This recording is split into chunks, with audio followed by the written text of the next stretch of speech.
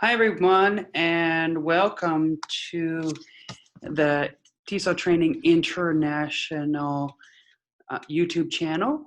My name is Brian, and I am the host and the owner of TESOL Training International and ESLboards.com.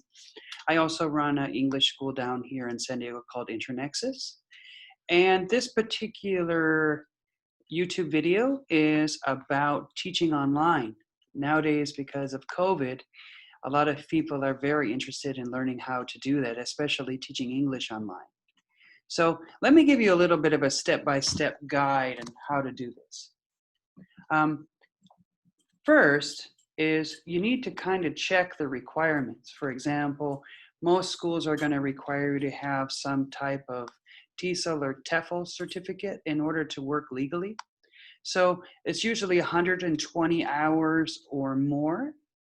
And you can get this online or in class and things like this. TESOL Training International does offer a TESOL program that you can sign up for, and I'll put a link underneath our YouTube video for that, so you can sign up for it. I think it's about $200, and then we have the live with Zoom and all these types of things.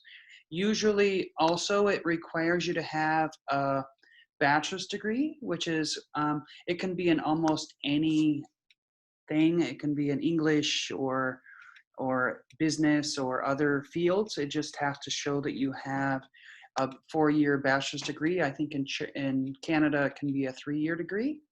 Okay, and another one is country of origin. So they do kind of care about your country. So they can declare some kind of native only, which is usually US, Canada, England, Ireland, South Africa, United States, and these kind of places. I do believe that they do take sometimes Russian or Eastern Europeans as well as Philippine teachers, but don't quote me. So I know that the native speakers are kind of in demand. So also another thing that you might want to include is if you have any teaching experience. I know it's pretty easy to get it. So a lot of companies look for teachers with 1 year of teaching experience, but sure to read the fine print. Oftentimes you will find that the experience with children, such as counseling, babysitting, or simply having children of your own might work. Also, so that's number one. Number two is kind of figuring out where you want to work. If you're satisfied with all the basic requirements, the next step is narrowing down your choices for companies that you want to teach with. Let's explore some different options, right? Work for a company. This is a long list of language companies that you can choose from, how to pick the one that suits for you. So for example, you might want to choose what grade level do I want to teach, or what kind of people do I want to teach? For example, if I want to teach children or adolescents or adults, maybe I have to think about that. There's places like Palefish, iTutor, Cambly, and then there's a couple of them for children, which is VIP Kids, GoGo Kids, Dada, and these kind of things.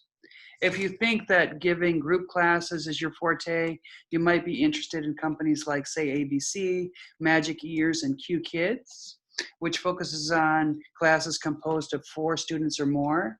The type of class is usually longer, from 25 to 50 minutes. Another thing you might want to think about is how flexible do I want my teaching schedule to be? You should take into account that the minimum teaching hours that a company requires. This greatly determines if you create more flexibility schedule or juggle your time from working multiple employers. Many companies do not require teachers to work from a certain number of hours per week, but some companies do. For example, Dada, teachers have to complete at least 4 hours a week, while working with Wales English, you have the flexibility for working 8 hours a week. So another thing you might want to think about is how much your time is worth. Obviously, a big deciding factor for everyone. Although most of the companies we recommend offer competitive hourly salary, your monthly salary will also depend on the number of hours you teach.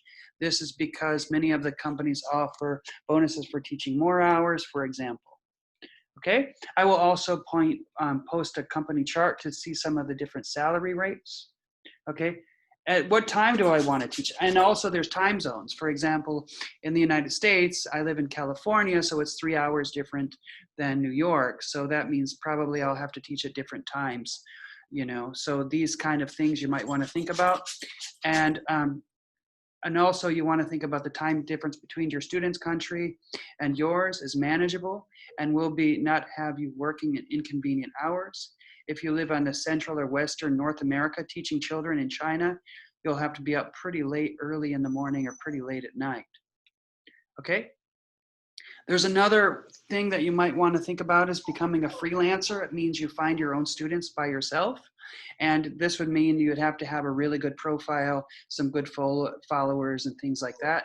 I would recommend working for a company, get your feet wet, and then start thinking about becoming a freelancer. Some of the things you might want to think about also is making sure that you have the proper equipment. For example, does your computer have a built-in external webcam? Is it a stable internet connection? Do you have it? Do you have a good headset? Make sure that you meet all these technical requirements, or it's going to cause trouble when you start actually teaching and you have a lot of people. Okay, so don't forget to check to see and run your computer's operating system. Props are really good. I don't have any, as you can see, but props are always good. If you're going to be teaching children, having large props and colorful paper is good, or you want it to be quite simple. I like simple things and things like that, but if you're going to teach children, bright colors and things like that is also good. Okay, so number 5 is actually applying for a job. If you've checked all the requirements, researched your options, and have decided what you're looking for, it's time to start applying. ESLboards.com is a great place to look for online jobs. I think I was looking at it today and there was about 55, 60 that stay on for about 30 days. And if you'd also need to record and upload a self-introduction video, which was another podcast that I put together, you might want to do that for the application process. This is often 1 to 3 minute self-recording where you present yourself as a teacher, highlight your qualifications, showcase your personality, those kind of things. The kind of things that I would talk about in this self-introduction video would be your teaching experience, your teaching certifications, your educational backgrounds, and things like that. So this is kind of how I would start with this, and I do think that teaching online, especially during this time of COVID, is a great opportunity for everyone.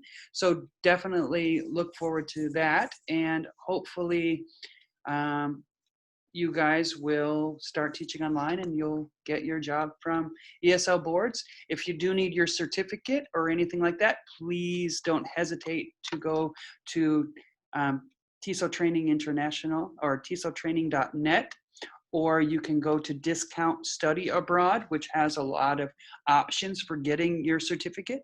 And once you get that, I'm more than happy to help you with job placement or teaching online placement. So please let me know. My name is Brian, and I appreciate you watching this video. Thank you so much.